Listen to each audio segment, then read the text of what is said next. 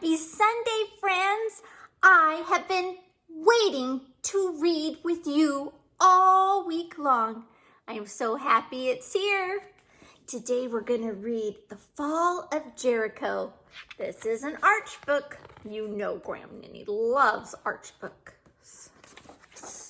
Do you like arch books? I hope my Graham Littles like arch books. This is based on Joshua chapters 1 through 6. For children, Gloria Truitt made it special just for you. And pictures, if you see them, are by Glenn Myers. Thank you, Gloria and Glenn. Those both start with go. Gloria, Glenn. How cool is that? The Israelites had journeyed long to find the promised land. 'Twas just across the river and was very close at hand. But Moses now was old, and so he laid his hands upon his friend called Joshua and said, "Now you must carry on."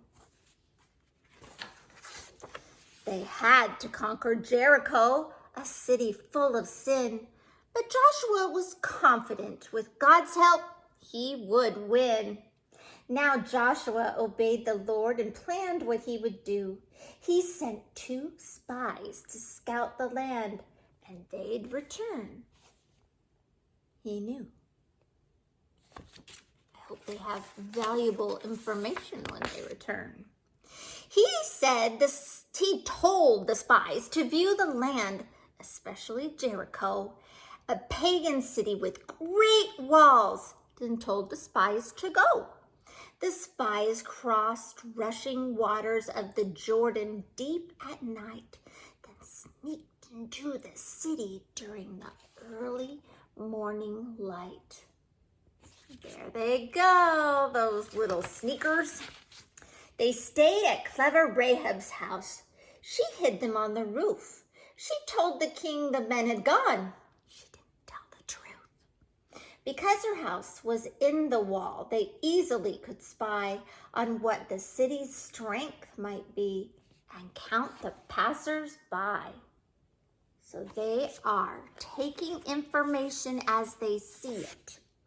The spies thanked Rahab for her help and promised she'd be spared when Joshua's great army came, because her house she shared. Then Rahab helped them to escape. They made a quick descent on a rope from Rahab's home. To Joshua they went.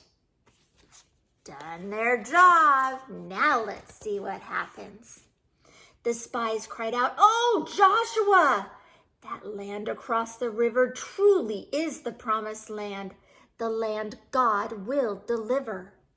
The Canaanites are frightened. Their confidence is weak, and certainly we'll conquer them as surely as we speak. They know they cannot fail ultimately when God's on their side. Now, face to face, our own God said to Joshua one day, "The walls of Jericho will fall. Just listen and obey. Take 7 priests," the Lord God said, "and all your strong men too. Then march against that sinful town." And next is what we do. What are they gonna do? March with the strong and faithful men? What's gonna happen?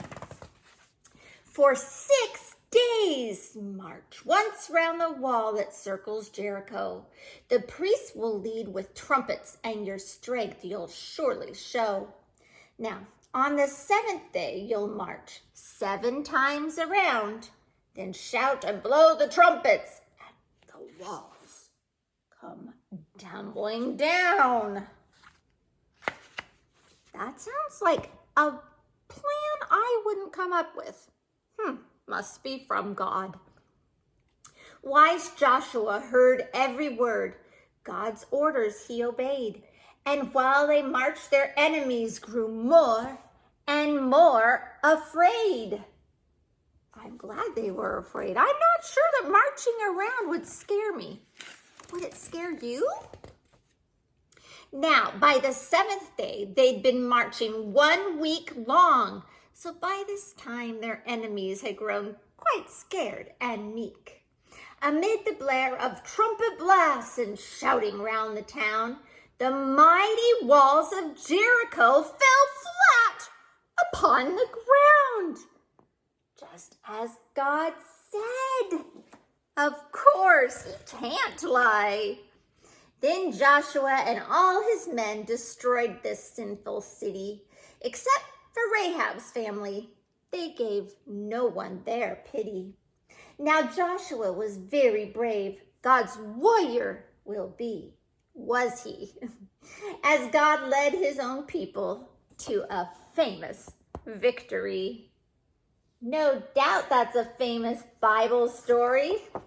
God told them just what to do, and then the walls fell down. Stay hopeful, stay true, and be wonderful, special little you.